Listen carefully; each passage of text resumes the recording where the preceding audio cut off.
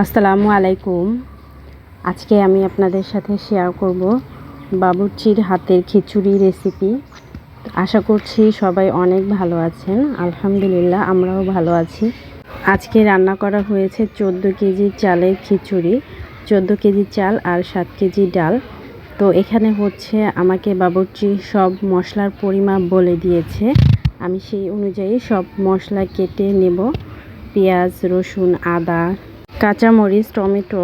তো আমি সব মশলা তার দেওয়া পরিমাণ মতো কেটে বেটে তারপরে তার কাছে দিয়ে দিয়েছি। তো সে সব মশলা, বাটা মশলার সাথে গুঁড়া মশলা একসাথে একটা বলের মধ্যে মেখে তারপরে ডেকে হচ্ছে তেজপাতা, গরম মশলা যত যত আছে সবগুলো দিয়ে তেল দিয়ে একটু ফ্রাই হওয়ার পরে মাখানো যে মশলাগুলো রেখেছে সেগুলো কষিয়ে নিয়েছে ভালোভাবে। মশলা কষানোর পরে তার মধ্যে দিয়ে দিয়েছে কেটে রাখা মাংস, প্রায় 9 কেজি মাংস দিয়েছি। তো মাংসগুলোকে কষানোর পরে মাংসগুলোকে নামিয়ে রেখেছে এবং এরপরে এর মধ্যে দিয়ে দিয়েছে পানি, যাতে বাকি মশলাটা পুড়ে না যায়। একটু পানি দিয়ে তারপরে এর মধ্যে ধুয়ে রাখা চাল ডাল দিয়ে দিয়েছে। এখানে 14 কেজি চাল আর 7 কেজি ডাল আছে। আর মশলার পরিমাপটাও আমি এখন বলে দিচ্ছি। এখানে হচ্ছে তেল ব্যবহার করা হয়েছে 3 কেজি, পেঁয়াজ 5 কেজি, রসুন 750 গ্রাম, আদা 300 গ্রাম, জিরা 300 গ্রাম, এলাচ 100 গ্রাম, শুকনা মরিচ 100 গ্রাম, কাঁচামরিচ হাফ কেজি টমেটো। তো টমেটো দিলে আর টমেটো সসটা দেওয়ার প্রয়োজন নেই।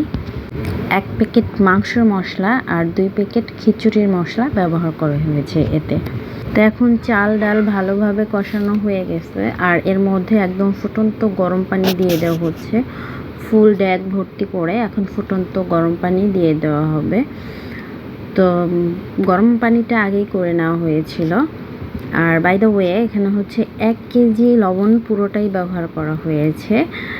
1 কেজি লবণের বেশিরভাগই আগে দিয়ে দেওয়া হয়েছে। এখন টেস্ট করে দেখা গেল যে লবণ একটু কম হয়েছে, এই জন্য বাকিটাও এখন দিয়ে দিচ্ছে।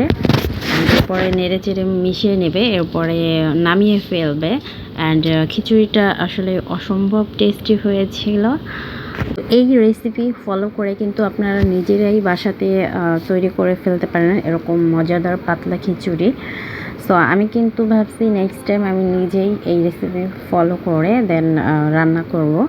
তো দেখা যাক কী হয়। আর সবাই ভালো থাকবেন, সুস্থ থাকবেন, আমার জন্য দোয়া করবেন। আর সুন্দর সুন্দর রেসিপি দেখার জন্য আমার চ্যানেলটিকে সাবস্ক্রাইব করবেন। আশা করছি নেক্সট টাইম আপনাদের সাথে আরও সুন্দর সুন্দর রেসিপি শেয়ার করতে পারবো।